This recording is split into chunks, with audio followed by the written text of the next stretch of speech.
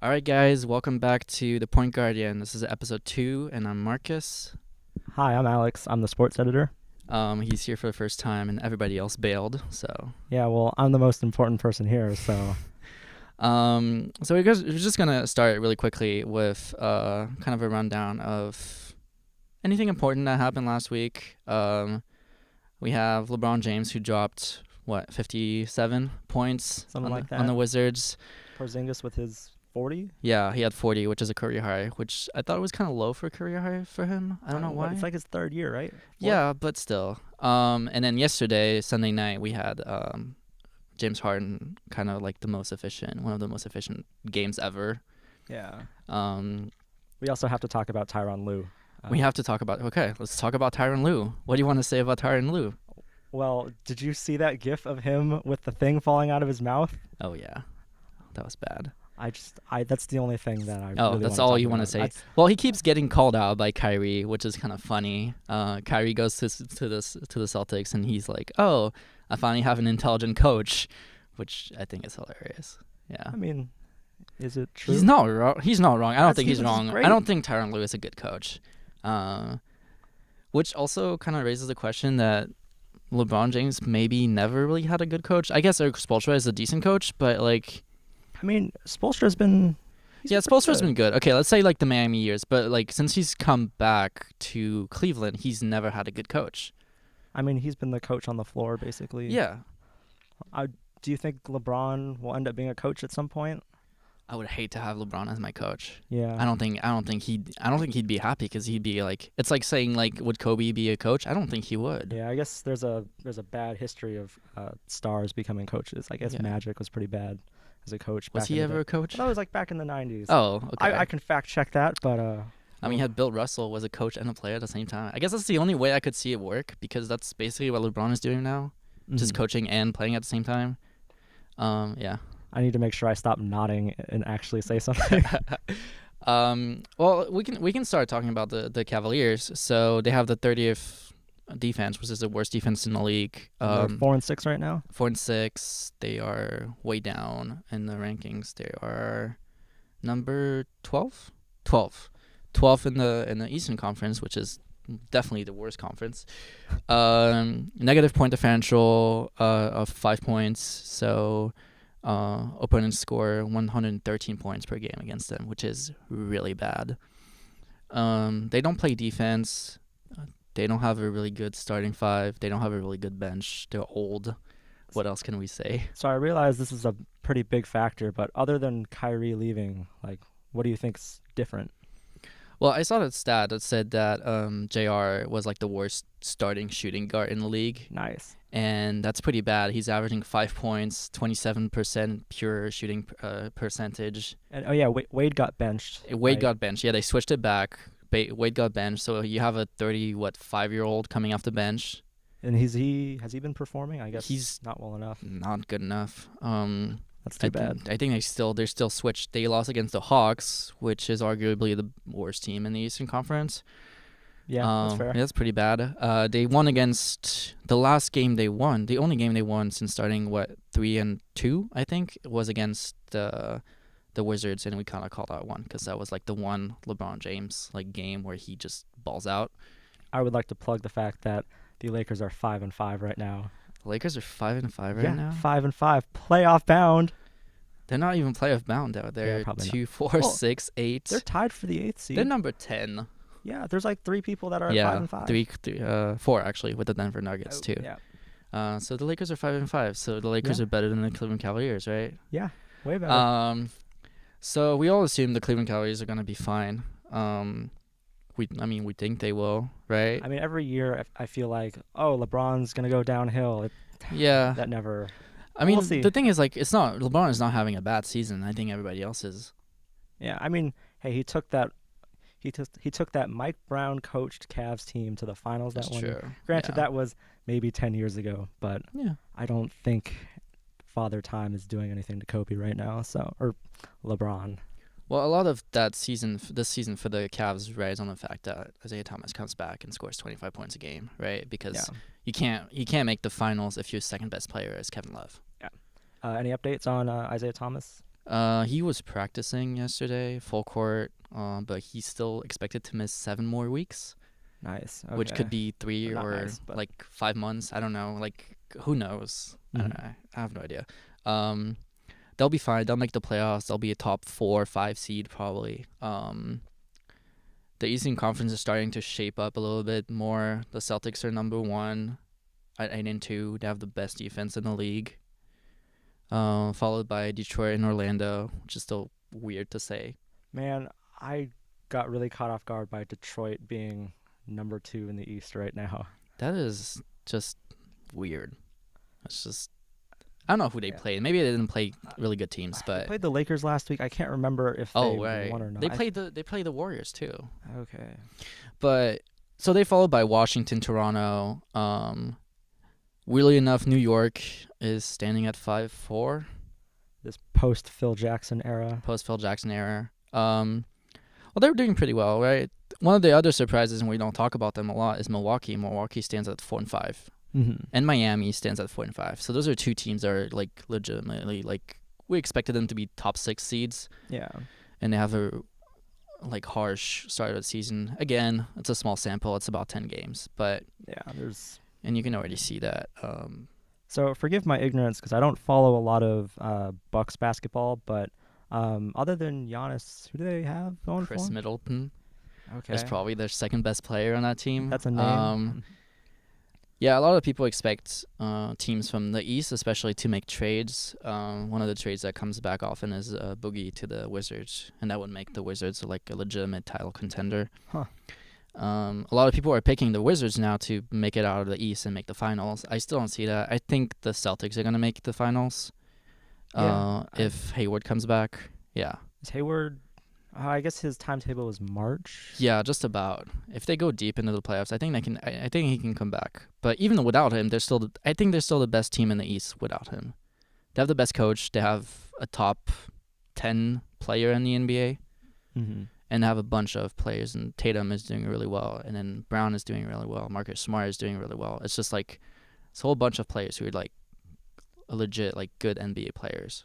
Man, it's really fucking weird not having like a LeBron-led team at the top right now. That's true. Reminds you of that season where the Atlanta Hawks finished first and just got destroyed by... I mean, hey, the Hawks just beat the Cavs. Maybe it's their time. Maybe it's their time. They're 2-8 right now. That's good. Yeah. I mean, all right, so one of our podcasters from last week, Miguel, is not here today, but he left us with a couple of notes. And one of the things he pointed out is who is the most hyped team right now, the Clippers or the Grizzlies?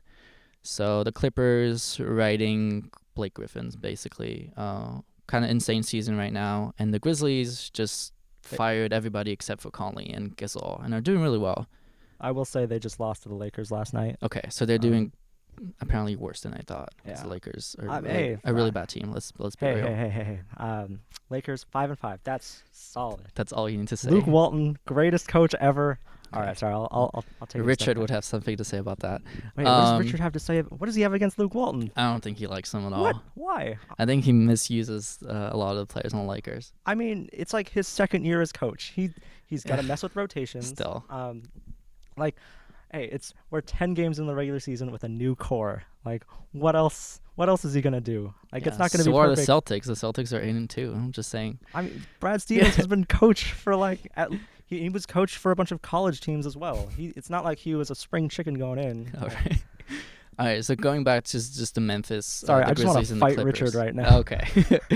So the Grizzlies are 6-4. The Clippers are 5-4. So let's just say they're about the same. Just the same record, right? The Clippers are about to play the Spurs, OKC, and then New Orleans. Miguel says they're gonna go 0-3. I can see that happening, but at the same time, I think Blake Griffin is just really good.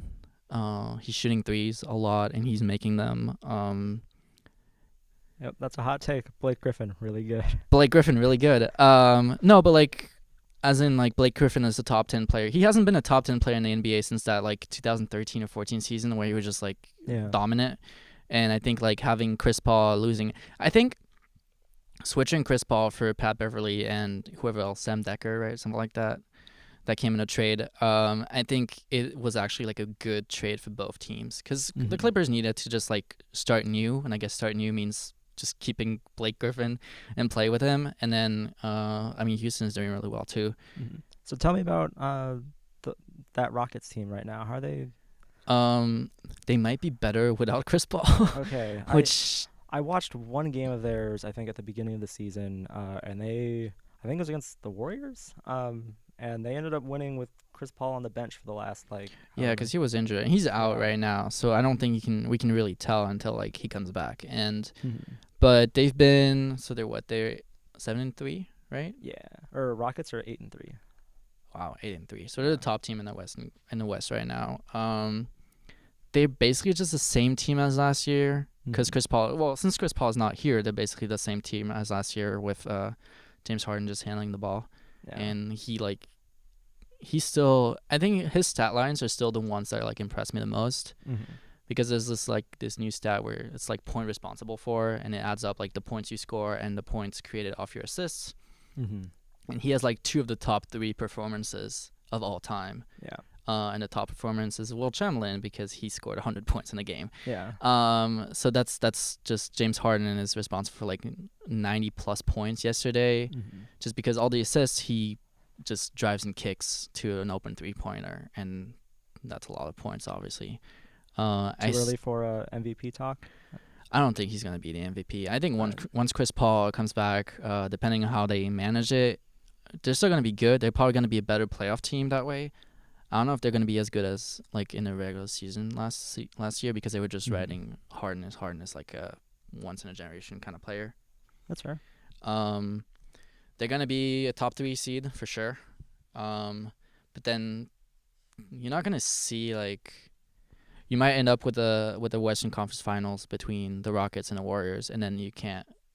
If the Rockets lose, then this whole season is a failure, right? Because Chris Paul is that missing piece that they wanted to add to beat the Warriors. How do you feel about the Spurs going forward? I can never tell with the Spurs. They're just kind of always there.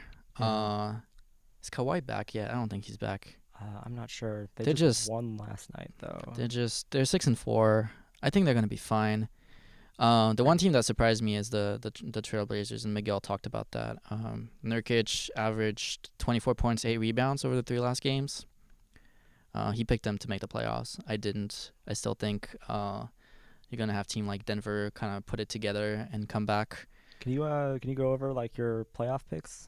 I think I had my top 4 was the Warriors at 1. I'd have to pull it up. I don't have it right now. I think I had the Warriors, the Rockets, the Spurs, and then I had maybe the Thunder at 4. The Thunder, who sits at a nice 4-5 right now. Gotcha. And then in the second tier, I had thought the Jazz and the Clippers would still be good, and they're both decent at least. And I had the last. My last playoff spot went to the Denver Nuggets, who are 5-5, not too bad. But yeah, the Oklahoma City Thunder is 4-5, and then you have the Trailblazers at 6-4, which I think is a really like a big surprise. I feel like every year everyone expects the Trailblazers to do poorly, and they always to fall off. Yeah, that's true. Like, I don't know. I mean, they still have Lillard and McCollum. They're still 2 really, really good players. And then I guess what Miguel's point was that having Nurkic as a third option could put them like over the hump and make them like a 7th seed, maybe even a 6th seed in the West, which would pin them against the Spurs in the first round, probably. And so what do you all feel Nurkic brings to the team? I mean, he's an inside presence, right? They drafted Zach Collins, who's not playing. They drafted Caleb Swanigan, who's doing what you would expect a 2nd-round pick to do, which is contribute minorly. I still think they were just missing a third option. They overpaid guys like Mo Harkless like a couple of years ago, and that like one of the Plumlees on their team or something like that. And I don't think that was like a legit option. I think that having a big man, a center, especially in the West, where except for the Warriors, everyone has like at least one big man, right? You have the Gasol, and then you have I guess not the Rockets either. But I mean, I think do you need a big man anymore? I don't think you need one, but I think it stabilizes, like it balances them out because you have like those two like outside shooters, right? McCollum and Lillard, and they're both sub 6'4", 6'5", maybe. I feel like, what was the last great center that won a champion? It was probably Tim Duncan, right? Like on that Oh Spurs team. man, Like every team since then. Tristan Thompson. Ha ha ha. Yeah, but I don't. I mean, they're not gonna win the title, but I feel like having that as a third option, because they could have had a small forward as a third option, but then their team would be like so one-sided. It'd be like they can't work in the interior anymore because they have all these shooters outside. Mm-hmm. They have to go through someone in the middle, right? And I think Nurkic is like beneficiating from that, from having those two outside scorers that kind of stretch the floor and everything. I just find it fascinating, and I know this has been talked to death by plenty of podcasters and writers, but like just sort of the transition that the league is going in right now, especially as someone who grew up watching Kobe and Shaq play together, like watching those Laker teams with Pau and Bynum and Odom. I never feel like there is a big man that catches my attention like they did, and maybe I don't follow the league as much anymore. Maybe I should really be following Boogie more. Out of the Pelicans, but I don't know. It doesn't feel like that's a necessary trait anymore. Well, the one thing that you can say about it is that all these big men who would have been, let's say, like 15 years ago, they would have put on some muscle and fought with Shaq in the paint, right? Now they're playing the three. Yeah. You have 6'10", 6'11" monsters, and then you have Porzingis, who's technically a 5, but he could also play a 4. Yeah. He's 7'3", and you have all these guys. You have Giannis, you have Cousins even now, like shooting from outside. Brook Lopez, all these guys who are now stretching the floor. So of course it reduces the importance of having a big man, but at the same time you still want to have one on your team, right? Yeah, you wouldn't want to have Marc Gasol on a team, mostly because he can play inside, but he can also play outside, and he can handle the ball. And I think that's a big difference between it now and like the big men from 15 years ago, is that it's outside of, let's say, Shaq and even Tim Duncan, maybe, like none of them could just dribble the ball. Yeah. They would have to be fed the ball. And now you have like those monsters coming full court with the ball, just coast to coast. I mean, it never hurts to have like a great player at every position. No, of course. And it's like you don't need those players as much as you used to, but at the same time now they're doing more than they used to. Mm-hmm. It's like if you have a 7-footer now, you're going to look at, can he shoot? Can he dribble the ball for more than 2 seconds? Yeah. Can he do all these things? Pass the ball out of the... Yeah, exactly. Yeah. Can he be like the cog in an offense that goes inside out and passes the ball around? But last 15 years ago, you would see like, can he dominate inside? And that's all you cared about, because he was going to get you 12 rebounds a game, 18 to 20 points, or in case of Shaq, like 30 and 15, right? Mm-hmm. But that's what he was doing, and that's all you cared about. Mm-hmm. But now that you have all that shooting, you want those players to do more, so they're not... So they play the 3. They play the 4. They don't necessarily play the 5, and they're still, like, huge players. Yeah. And I think it's kind of indicative that you have all this, like, shooting guards issues in the league where you don't have that many good shooting guards, because if you're small, you're going to play the point guard, and you have, like, once in a generation like talent amongst all the point guards in the league, especially with the draft class coming in, and then you have all these big players who are playing like the 3, and so you don't really have that, like, that in between. You don't have that 6'4", 6'5" shooting guard, because you're gonna use 3 forwards, right? Like the Celtics were supposed to do. They're gonna play Kyrie and Horford, and they wanted to play Hayward, Tatum, and Brown. Mm-hmm. And those guys are all 6'8". And on a regular team, they would all play the 3, but now they're playing the 3 to 4, the 2 to 3, and the 4. Mm-hmm. And that like changes the whole league. It's like based on your size. It's like, oh, it's more like, are you gonna play the 2? No, sorry, are you gonna play the 1? So the point guard position, the 3, and switch back and forth, or are you gonna play the 5? Mm-hmm. And like that's how. There's only 3 positions now. It's point guard, forward, or something like that, small forward, and then a center. and those are 3 positions. And then the center doesn't matter as much because you need those 3 players to play the 2, the 3, and the 4. Mm-hmm. And some teams like the Celtics actually have those players, or the Warriors, of course, have those players. Talking about the Warriors, so Miguel's update on the Warriors is they're blowing people off. They're number 1 in ESPN's NBA Power Rankings, which is kind of surprising. I mean, they're 7-3. They're obviously going to be really good. Took a little bit of time to get into season form, I guess. What he says is that they're only 20th in defense, so that's something that's kind of different. But they have those young players. They have Jordan Bell, obviously, my favorite ex-Bulls for like 2 minutes. And he's earning minutes. And basically what he's saying is they're going to be fine. Just like the Lakers are going to lose every game at the end of the season. Let's talk about Lonzo, because we haven't talked about Lonzo in like 30 minutes, right? Wow. Yeah. Let's talk about Lonzo. So Lonzo is as polarizing as ever. He's usually has a game with like 6 points, 8 rebounds, 7 assists. That's his typical game. And that's not bad. It's not bad. I have seen his stats. I have watched him play. He is missing a lot of shots that he should be making. Lots of wide open shots. I think it is a mental thing. I don't know, I see guys like Kyle Kuzma like lighting it up every night, like who's also a rookie but not as much, I guess, pressure on him. I think he'll be fine. I think he's. I think what we have to remember is like Lonzo just turned 20 years old. Like fucking Kobe Bryant didn't start till his second year. It took him a couple of seasons. I think it is ridiculous. 10 games into the season to call him a bust. Michael Carter Williams 2.0. No, like that's ridiculous. I from what I understand, he has a kind of an awkward shot. I don't know exactly how that would affect. Obviously, I believe it's a little bit slower. Well, it's slower, and the thing about it is that defensively you can kind of counter it, because he's taking the ball from the left and he's shooting. He's right-handed, obviously, but he's taking the ball from his left hip and putting it up. And so what people do is that they don't want him to go to his left because that's his shooting motion. If he goes to the left, so they just keep him going to the right. And normally a right-hander would be able to pull up. He would go to the right and pull up. But Lonzo can't do that because his body would go to the right and then the ball would go to the left. So that'd be like his shot doesn't really work that way.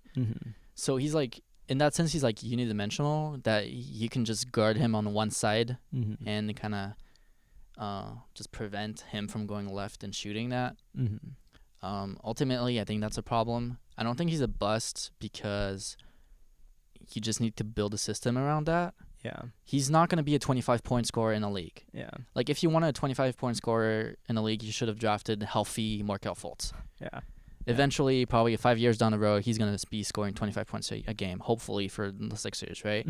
But Lonzo is not that. Lonzo is going to be averaging 13, 14 points. Yeah. And 8 or 9 assists, 8 or 9 rebounds, and that's just going to be his stat line.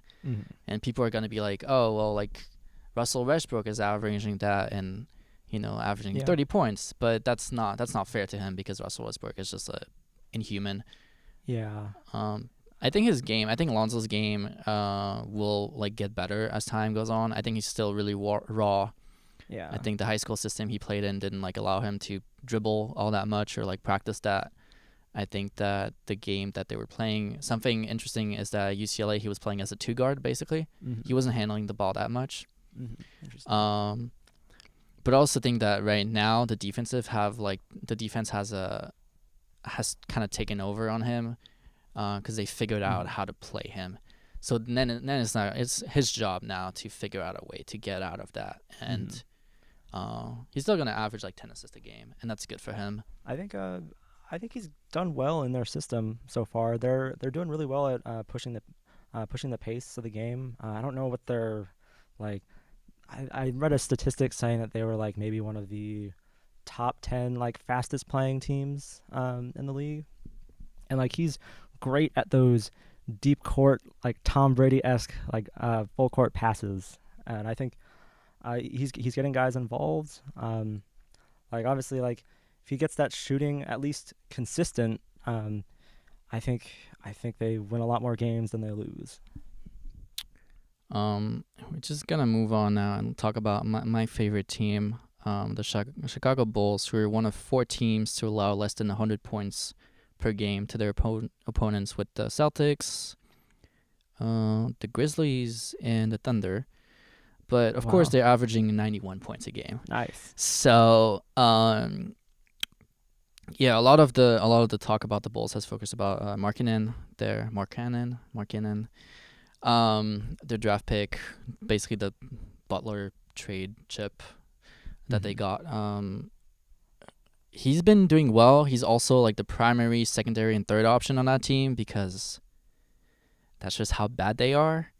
So I think he's averaging close to like 17, 18 points. He's had a couple of 25-point games or close to 25-point games.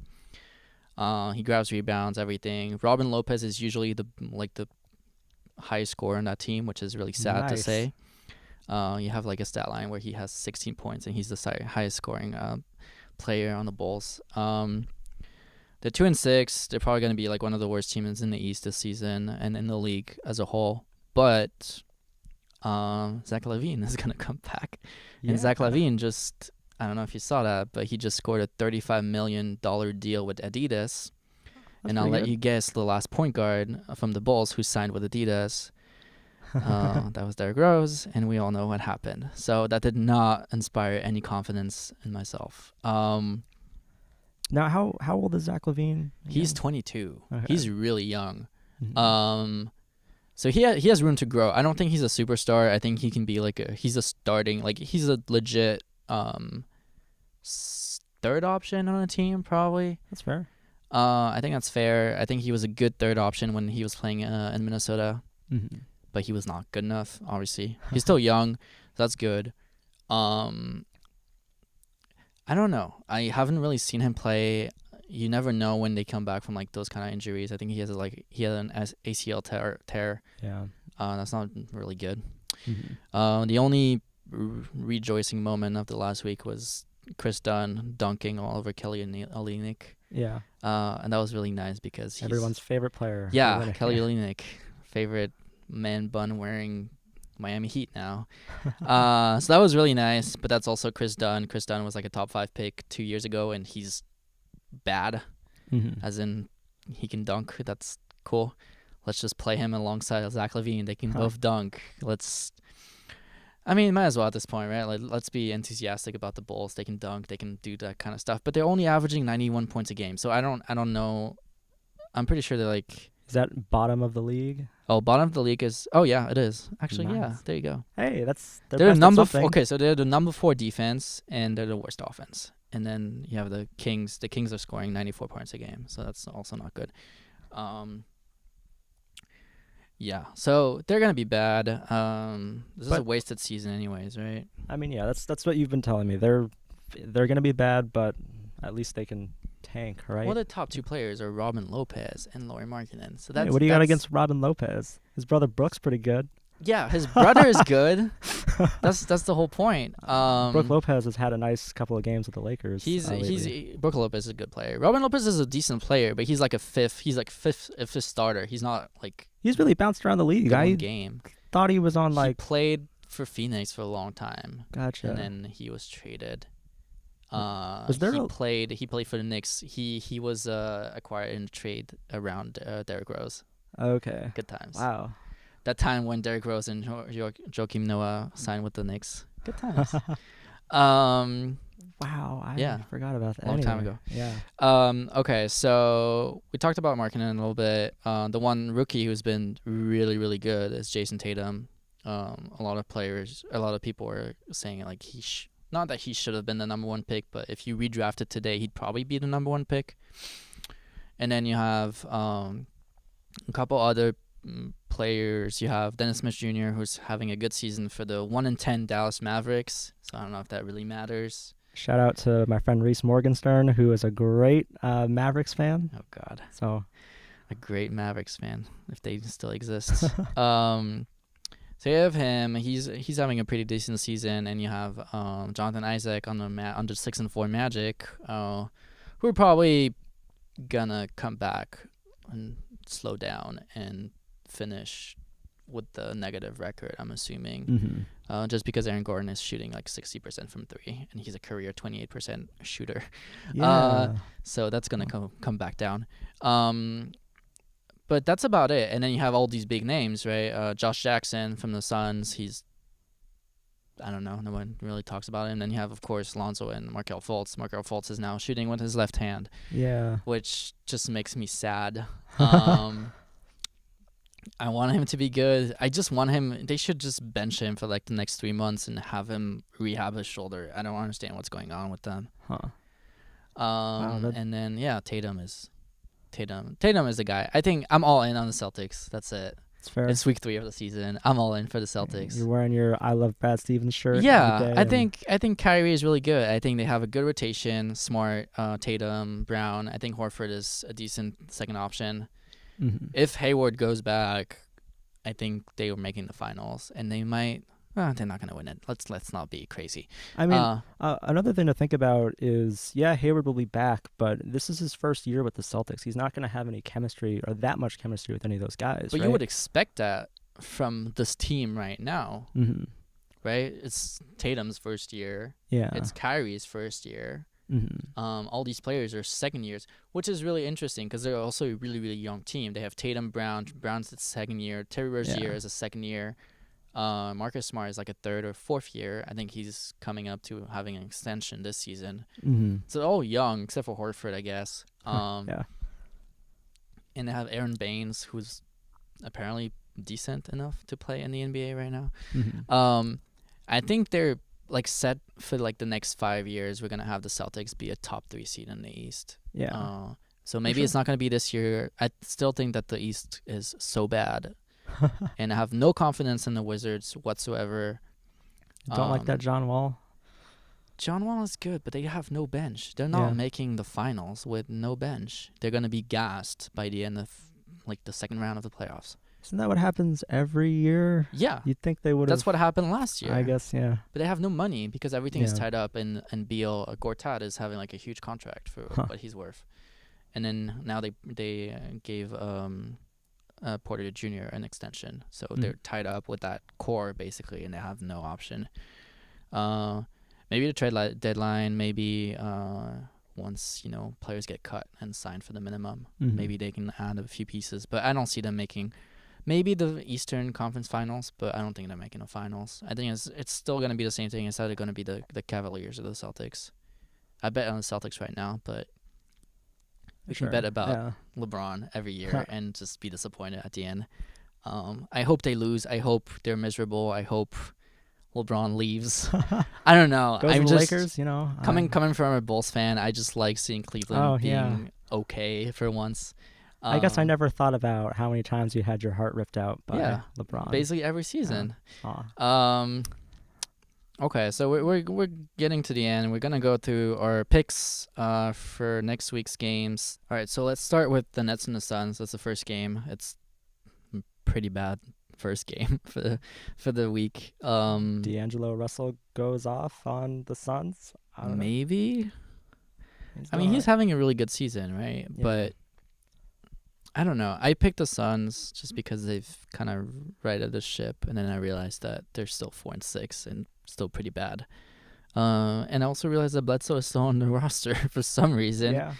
That's the two storylines of the beginning of the season is Bledsoe is still with the Suns and Mirotic is still with the Bulls, which is just really strange. I thought I saw something saying he was going to start practicing again. That is not okay. I don't know what's going on. I hope they trade him. I think he deserves to be traded, and I think the Suns will be better off just getting rid of him. That's fair. Yeah. I don't know. What was your whole viewpoint on that tweet and him trying to say that he was at a salon or something? Did you guys talk about that last week? Not really, but I don't think it should matter. Yeah. I don't think it's just... If he doesn't want to be with the Suns, then they should just trade him. Like, that should be, like, the one... And then they got, like, they got fined and everything. I don't know how I feel about that, but Mm-hmm. I think the Suns are like 5 years away from being a decent team, Mm-hmm. and Bledsoe just needs to be in a team that kind of is a decent team right now. Yeah. Um, so we talked about possible like trade destinations last week, so we're not gonna go over them again. Gotcha.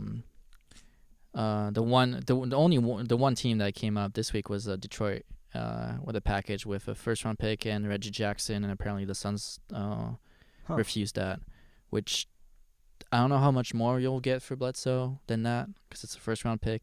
Has Reggie Jackson been all right over there? He's who you would expect Reggie Jackson to be, all right.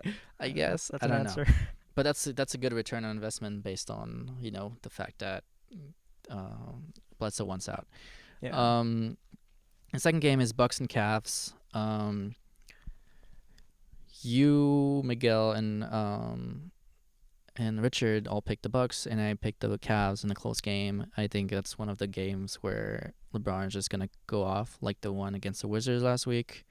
Yeah. My pick may have been a bit reactionary after seeing the Cavs lose the other night, but I think Giannis is just gonna go off, and that'll be that. Cavs defense isn't all that great, so. Cavs defense is terrible.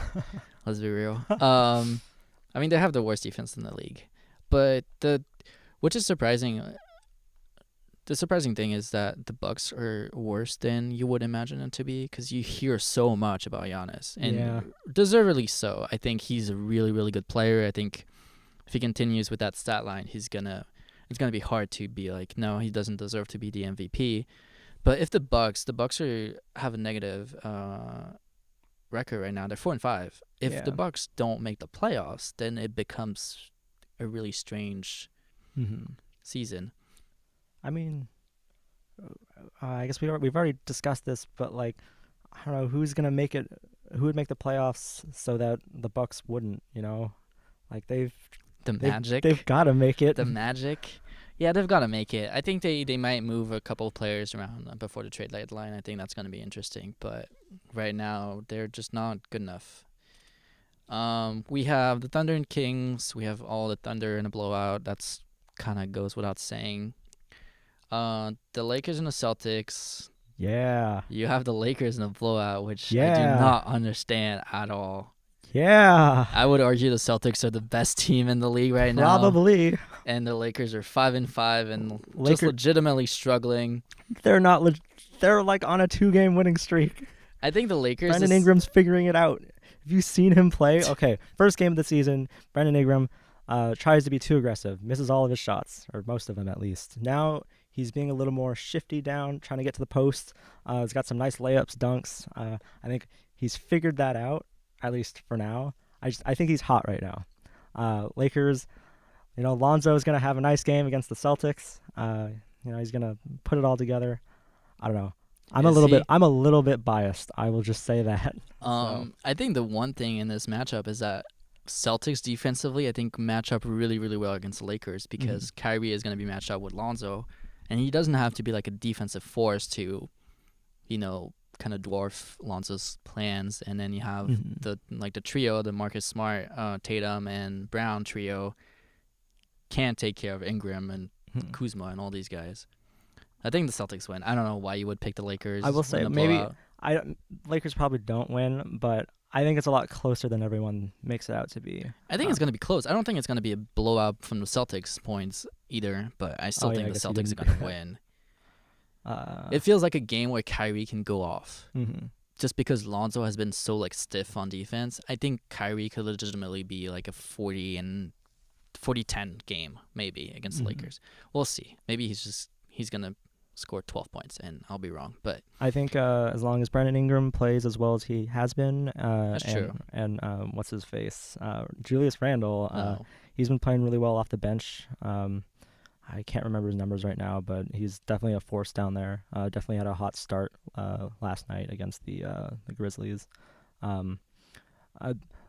Another thing is Lakers have been really good at being close in games, for better or for worse. They've started out hot against teams and won and lost close games. That was what happened last night. They almost gave up a game to the Grizzlies.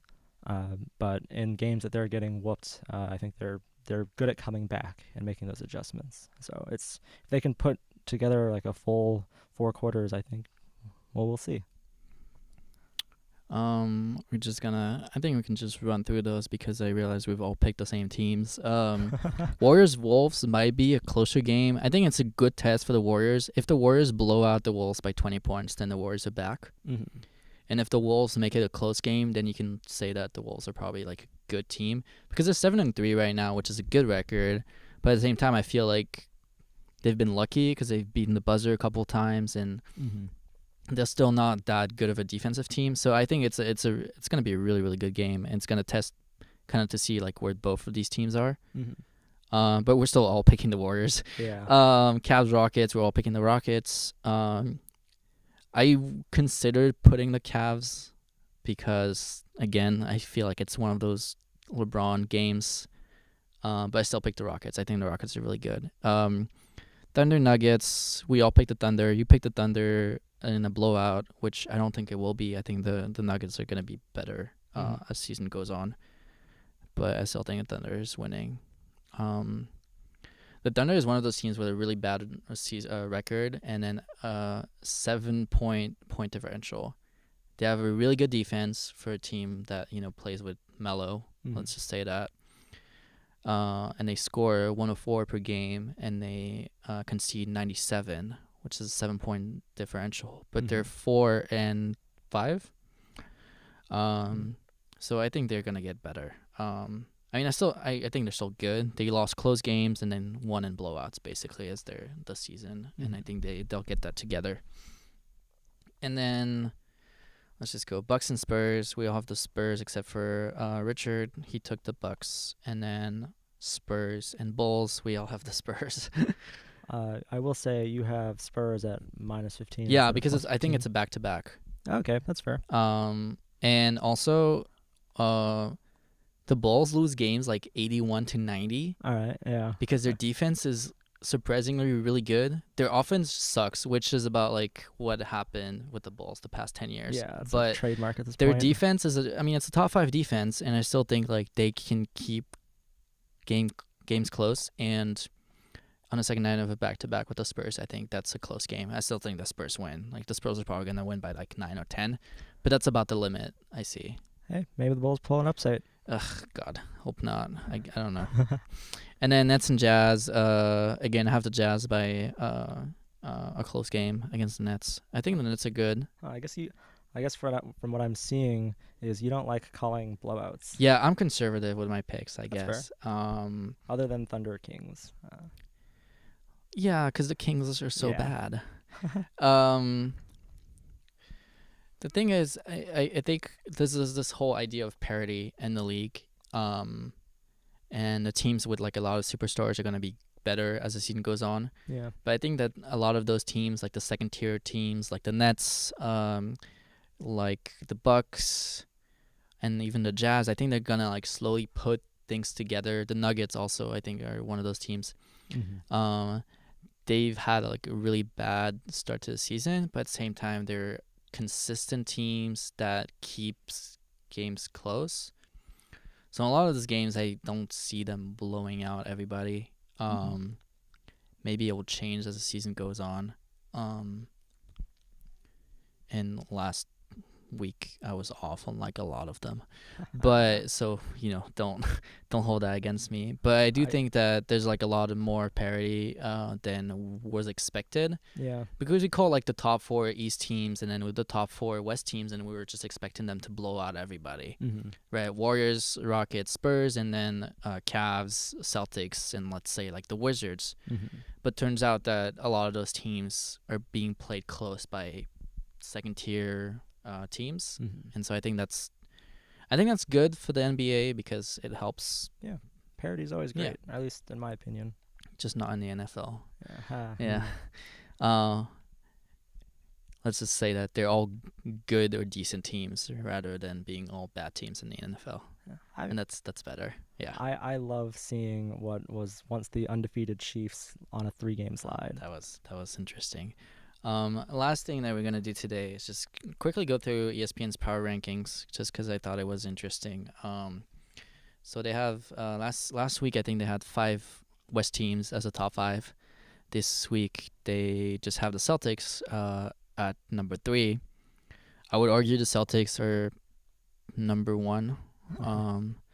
They have the Warriors at 1, the Rockets at 2, and the Celtics at 3. That's a good top 3. Those are pretty safe picks. That's a decent top 3. And then they have the Timberwolves at number 4. Wow, I don't think the Timberwolves are a good team. Wow, they shot up on this power ranking. Yeah. Because they won games against like bad teams. Wow, I didn't realize They won 5 in a row. they have the Grizzlies at 5. Huh. Yeah. I didn't realize they were that good. Because they started the season well, and then Yeah. I just don't see. For the Timberwolves, they won a couple of games against the Thunder, really close, and then when they played a decent team, which was the Spurs, they just got obliterated, and the Spurs were without Kawhi, and they just had LaMarcus Aldridge like score 30 points on them. So I just don't think they're a good team yet. They might be by the end of the season, but right now they're definitely not number 4. I think they've won 5 straight. I don't know who they played, but I'm pretty sure it's not like incredible teams. Yeah. So Memphis at 5, Raptors at 6, Spurs at 7, and then this 8, 9, and 10 range is where I'm really curious about. They have the Clippers at 8. The Clippers are 5 and 4, and then they have the Pistons at 9, and the Pistons are 7 and 3. Yeah. They're probably putting a lot of stock into how the Clippers started out the season. And they're putting a lot of stock in the West. Yeah.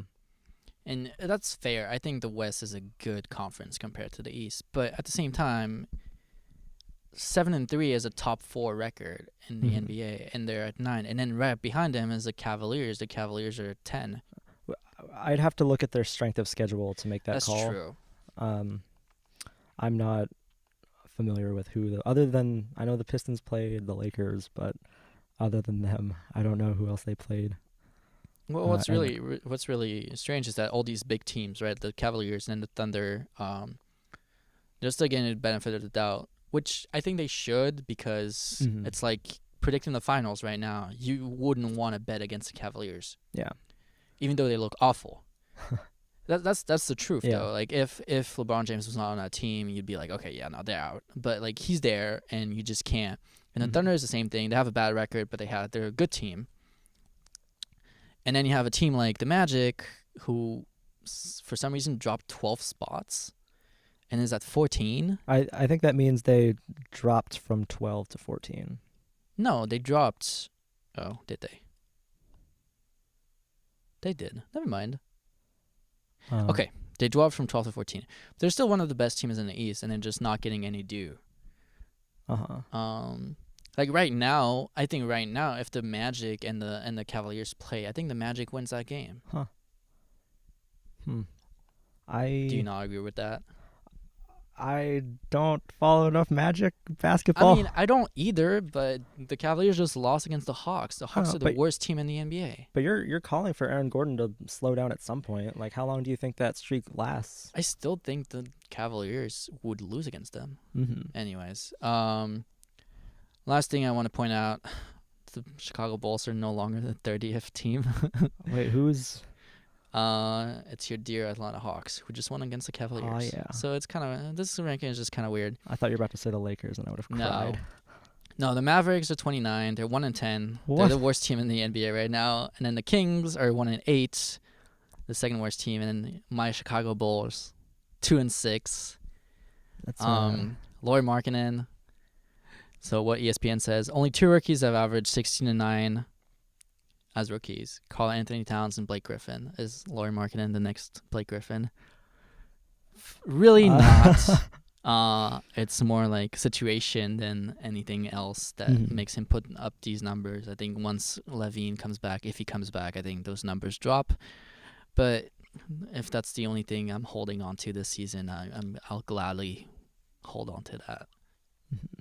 Just drying all those tears with Jordan's rings. And Derrick Rose, and seeing Derrick Rose being really not successful in Cleveland is making me in a really hypocritical way, really happy. Oh, what? No, I want Derrick Rose to do well. I want him to do well, What but did at the he same do? time, He just got hurt, and that's not his fault.